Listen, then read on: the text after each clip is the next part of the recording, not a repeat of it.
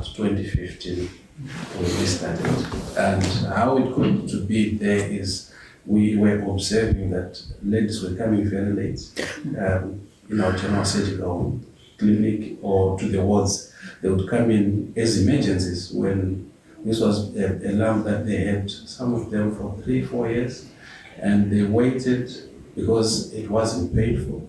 And when it got to the point now where either the cancer has opened up a wound on the chest or is causing so much pain because it's attached to the ribs, then they came. Some actually come breathless, or they come after having lost a lot of blood from the cancer wound that would have developed at that point.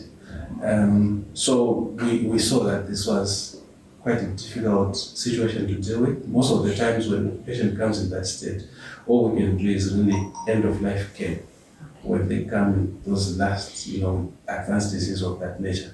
So observing that, we spoke to the admin here in the hospital, trying to find out a way that we could get women at early stages with early stage breast cancer disease.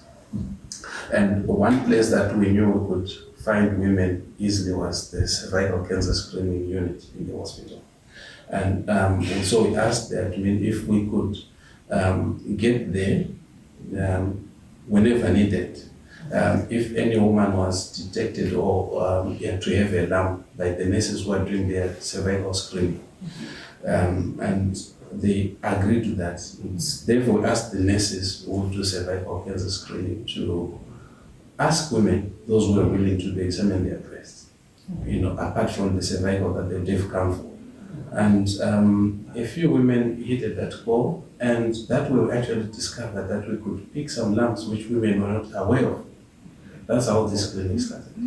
So it grew from that time, about 2015, over the years. But one thing that we noticed now on our professional side was we were not prepared to deal with these small lumps. Okay. Because we used to the extensive disease, and now we have women who actually did know that they had a problem, who were discovered that they actually had a problem. And so the treatment in our minds was supposed to be different.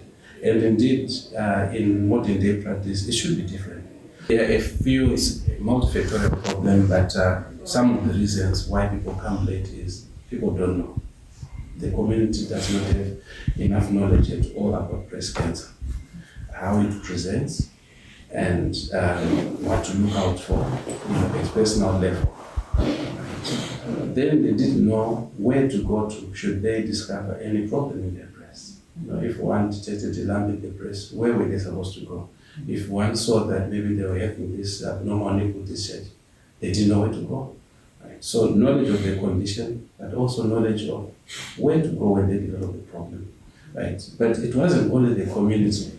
Actually, among ourselves as healthcare practitioners, there was also inadequate knowledge of the condition itself. Right? If a patient came to the clinic, the nurses there, with the doctors, we also interviewed doctors, they wouldn't know, like 100% what to do with the patients. The levels of knowledge varied from district to district and years of experience, of course. But on average, it wasn't satisfactory. So healthcare knowledge about the condition was also low. Then there are issues of belief systems, which people opened up and said, look, when a problem like this happens, we take it to mean that this is a spiritual problem. Cancer, I think, traditionally has been associated with something called Imvukuzane in this region.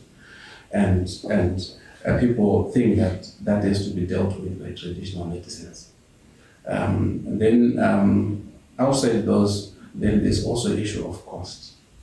People just think, sometimes without even going to the hospital, they think that it will be costly. Perceived, but also real. Some people would get to the first port of call, which is maybe their nearest clinic, and then they're told, we can't handle it here. You have to go to, say, the provincial hospital, or you have to go to Bulawayo. You can imagine if they're coming from Bulawayo, which is quite a distance. So there are issues of cost. the knowledge issues, the healthcare system, providers as well as the community side. And then, there was also that our system does not have a direct pathway for helping such patients. So, it's a number of factors, but these are some of the things that we found when we did the survey.